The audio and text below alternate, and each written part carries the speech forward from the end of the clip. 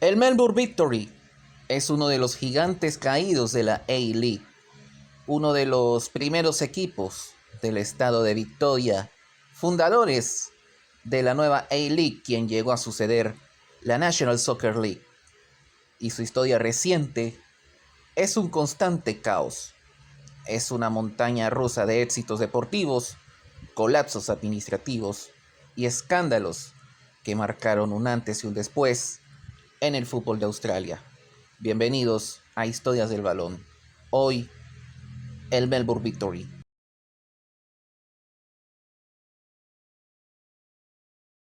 El Melbourne Victory nació para ser uno de los equipos más grandes de Australia.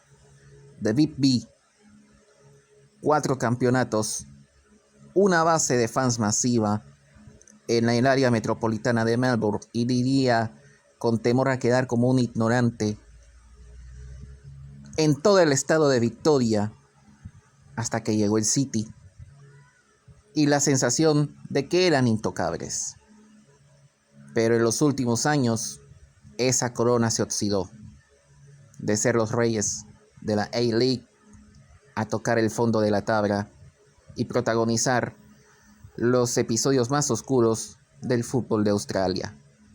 ¿Qué salió mal? ¿Cómo se destruye un imperio en menos de 5 años? Nos vamos un poquito más atrás, al año 2019, que es donde casi empieza esta historia de hecatombe.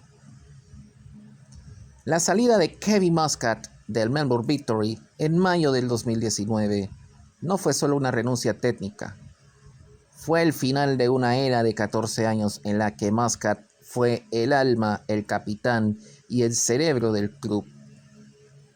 Kevin Muscat se fue tras una derrota dolorosa por 6-1 en el Big Blue, uno de los derbis más picantes que tiene el fútbol de Australia, ante el Sydney FC, rivales que no se pueden ver ni en pintura en la temporada 18-19.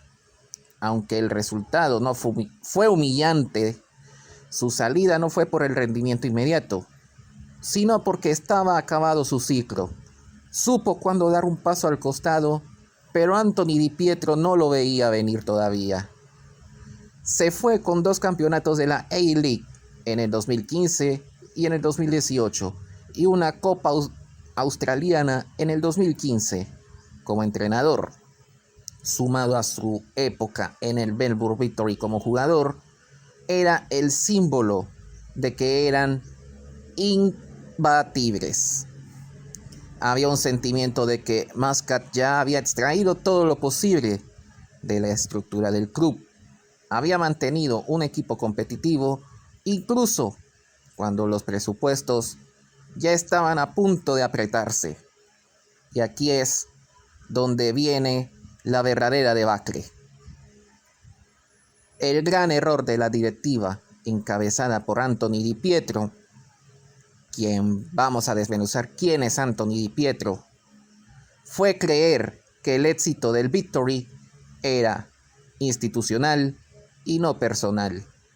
Tenían una Muscat dependencia en la que controlaba todo el organigrama del Melbourne Victory, desde el reclutamiento hasta la disciplina del vestuario. Era ese tipo de managers a la vieja usanza. Al irse, dejó un agujero negro que nadie en la Premier Fresh, del que Anthony Di Pietro es presidente, en la directiva no lo supieron llenar. La elección de Marco Kurz fue el sucesor para el post-Muscat y fue el primer dominó en caer.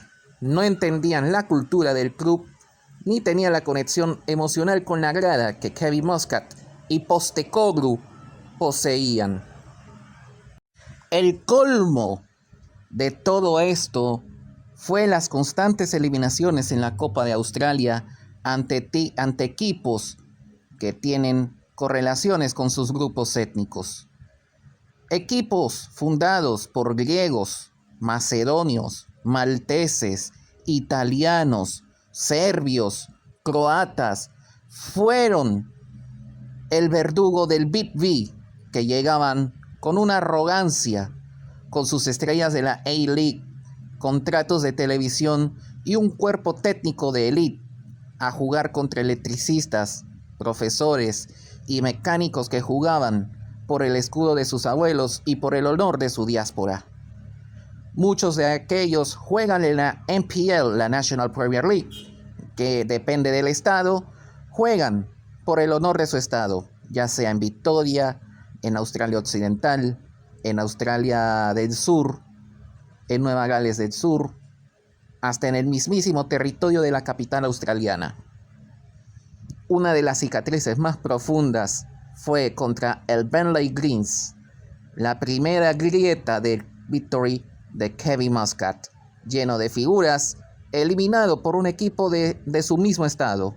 Fue el aviso de que el dinero no compra la actitud. Semanas después de ganar la liga, el Dream Team de Besar Berisha y compañía cae ante los Burgers del Heidelberg United, de raíces helénicas. La imagen de los hinchas del Heidelberg celebrando en la cara de los jugadores del Victory es iconografía pura de lo que representaba este momento del Melbourne Victory. Aún no entraba la crisis. Y contra el Adelaide City, en plena época de inestabilidad, perder contra un equipo histórico del fútbol étnico del sur fue la confirmación de que el Victory, el respeto lo perdieron ante el ecosistema del fútbol aussie. Para el Melbourne Victory dejó de ser un trofeo para tenerlo allí nomás y se convirtió en un campo de minas. No hay nada más humillante para la Big B que ser eliminado por un equipo conformado por croatas de la National Premier League. Clubes con presupuestos que no pagan ni el café de la directiva de Anthony Di Pietro, pero con una identidad étnica y fuego sagrado que el Victory olvidó en algún lugar de la era de Ange Postecoglou. Ver a tus estrellas caminar cabizbajas en estadios de barro, en los estadios de los suburbios de Sydney o de los suburbios del oeste de Melbourne, mientras hinchas locales se burlaban de tu estatus de profesional, es el recordatorio de que, más allá de que tengas todo el prestigio y todo el pedigrí, te estabas convirtiendo en un gigante de barro. Mientras los clubes étnicos saben exactamente quiénes son y a quiénes representan, el Melbourne Victory de los últimos años parece que se les olvidó sus raíces en busca de un marketing que no gana partidos. Perder contra el Burnley o el Heidelberg no fue mala suerte, fue el castigo a la soberbia de una institución que pensó que con el nombre y solo bastaba con ganar, cuando no es así. Se basta con huevos, ambición y demostrarle por qué estás en uno de los clubes más grandes de Australia. El castigo de esta crisis no solo fue el simple hecho de perder contra equipos étnicos en la Copa, también el castigo fue el no participar más en la Liga de Campeones de Asia. El AAMI Park, el Melbourne Cricket Ground y el Docklands Stadium en los suburbios de Melbourne dejaron de sonar la melodía de la Champions de Asia debido a las crisis que ha estado sufriendo. Ya no van a jugar más contra el Guangzhou Evergrande porque ya desaparecieron, o contra el Urawa Red Diamonds, o contra el Budiman United de Tailandia, o contra el Ulsan Hyundai Motors de Corea del Sur. El Victory solía ser la cara de la A-League en Asia. Participar era obligatorio. Era el reconocimiento a uno de los más grandes del país.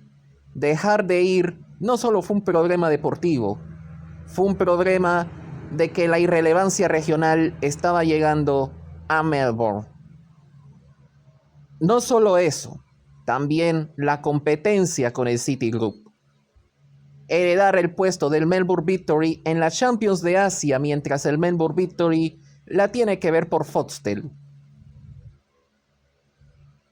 jugar contra el Newcastle Jets, que no es ningún tipo de menosprecio, contra el Brisbane Roar, mientras tu vecino molesto ve o va a Tailandia, a China, a Japón a jugar Champions Asiática, es un dolor cuanto menos grande. Sin Asia no hay vitrina internacional. Los jugadores extranjeros de calidad dejan de ver al Victory como un puente hacia las ligas más grandes, y el club pierde los jugosos premios de dólares que tanto necesitaba la gestión de Anthony Di Pietro. Pero hay un silencio que duele más que cualquier abucheo: el silencio de las noches de la Champions de Asia. Para la Big V, Asia era su escenario natural, donde jugaban contra los más grandes de Corea del Sur, China, Japón, Tailandia, inclusive Vietnam. Pero la crisis interna levantó un muro.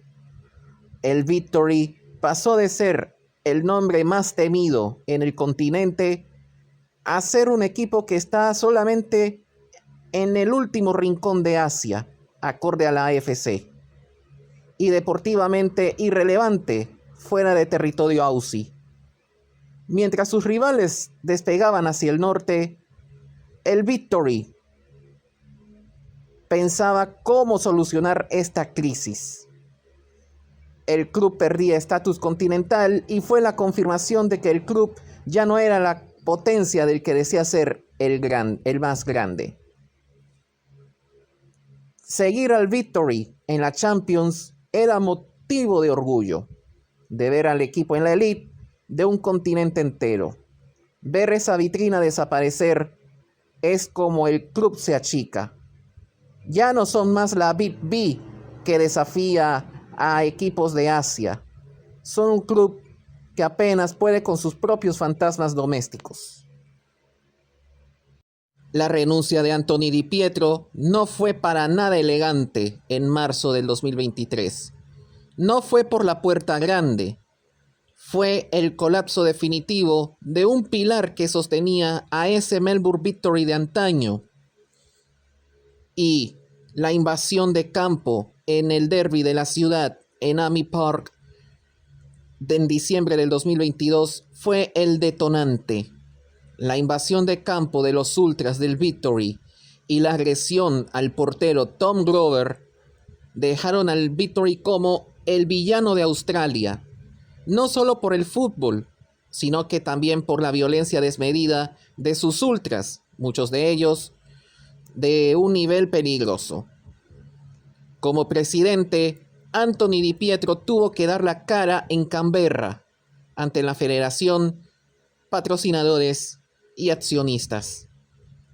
La sanción económica y deportiva fue un golpe letal a su gestión. El hombre que construyó un imperio comercial basado en el respeto y el orden vio cómo su propia tribuna se cagó en esa reputación en 90 segundos de locura.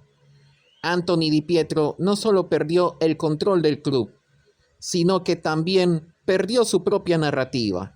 Mientras tanto, Di Pietro, mientras renunciaba a la directiva del Melbourne Victory, estaba coqueteando con un equipo de Aussie Rules, de fútbol parecido al gaélico. También era uno de los ejecutivos de Premier Fresh Australia y era mantener la presidencia de un club tóxico, nocivo, tras los incidentes del derbi, y también empezó a afectar su imagen empresarial. Su renuncia mencionó que era el momento de nuevas personas que querían al Melbourne Victory, pero esto en realidad lo que quiso decir en criollo fue que se aburrió y el costo reputacional estaba salpicando sus negocios privados. El coqueteo con el Essendon Football Club era que es una institución masiva para el Aussie Rules, que estaba en crisis. Hubo rumores fortísimos de que Di Pietro estaba tentado para cruzar la acera hacia el AFL para arreglar a los Bombers, mientras que para el hincha del Melbourne Victory era una puñalada en la espalda.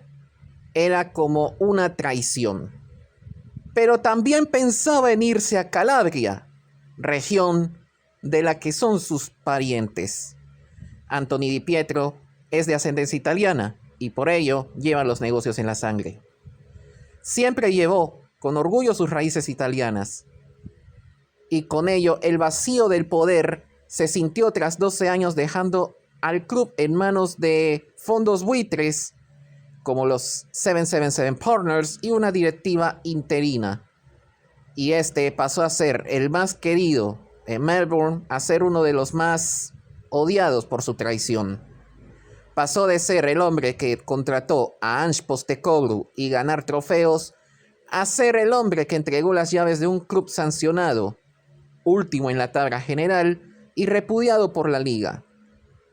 Anthony Di Pietro entró al Melbourne Victory prometiendo convertirlo en el club más grande del país y cumplió, pero se fue dejando una piccola V, la pequeña V, un club quebrado emocionalmente, sin identidad en el campo y un presidente que prefirió el silencio de Calabria o el refugio corporativo de Premier Fresh antes de seguir apagando los incendios que él mismo, por omisión, dejó crecer.